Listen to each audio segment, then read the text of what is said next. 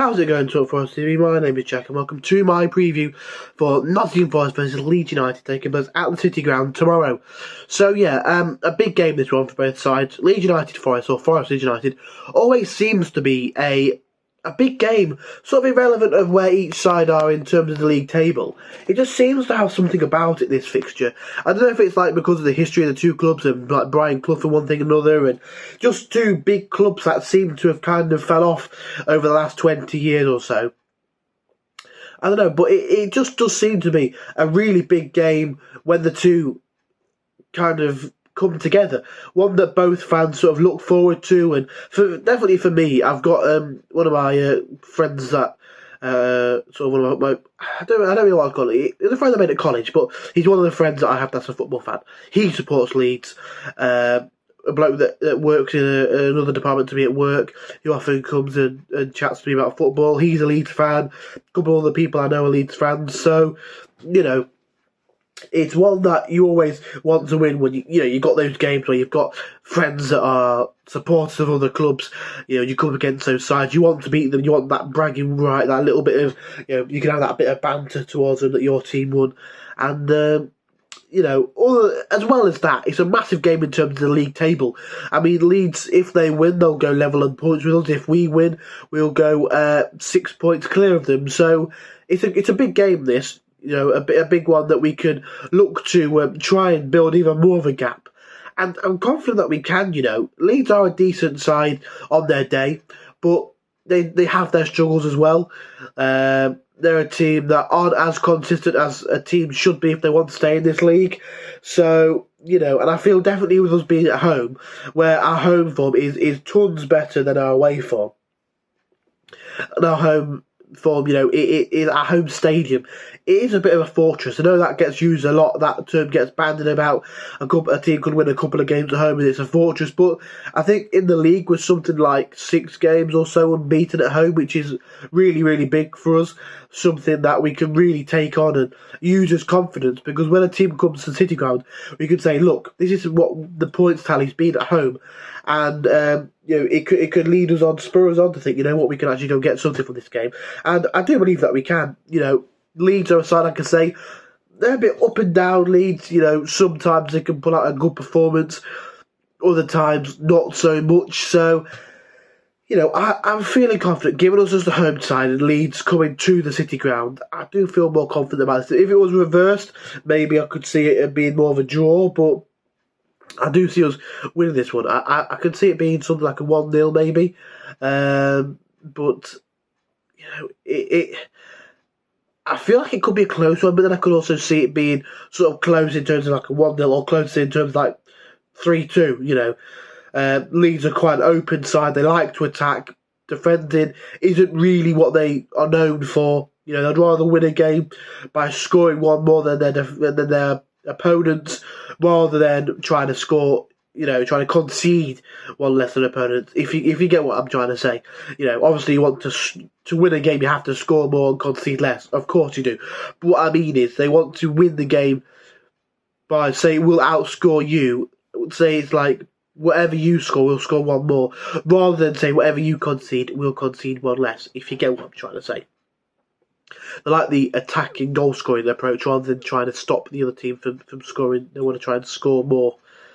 You kind of get the point I'm trying to make there.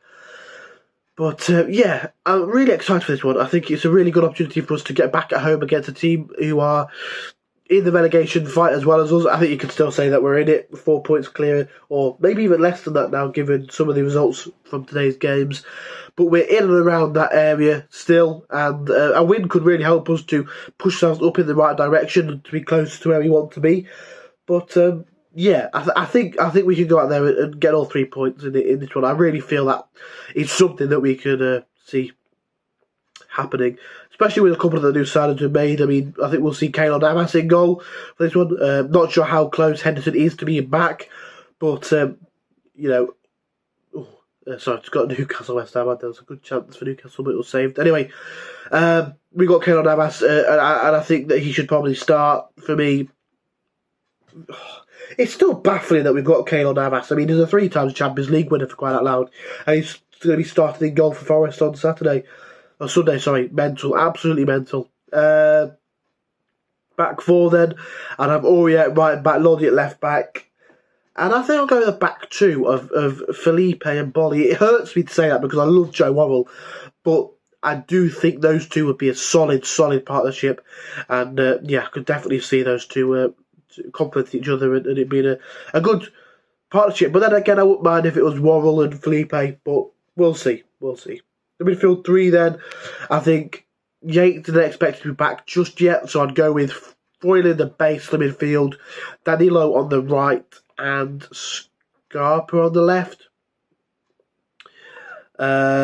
Actually, I'd go with Mangala on the left if Gibbs White isn't back in time. There are talks that he's going to be out for a while, but you know, with Cooper, he could say that and then they're absolutely fine. There's nothing wrong with them. You know, so if Gibbs White isn't back, I would have Scarpa behind the striker with Mangala on the left.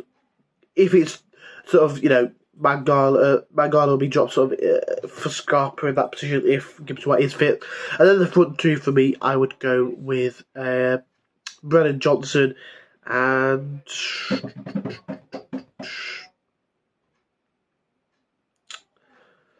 I mean, you've got Surridge, Ayew or Wood.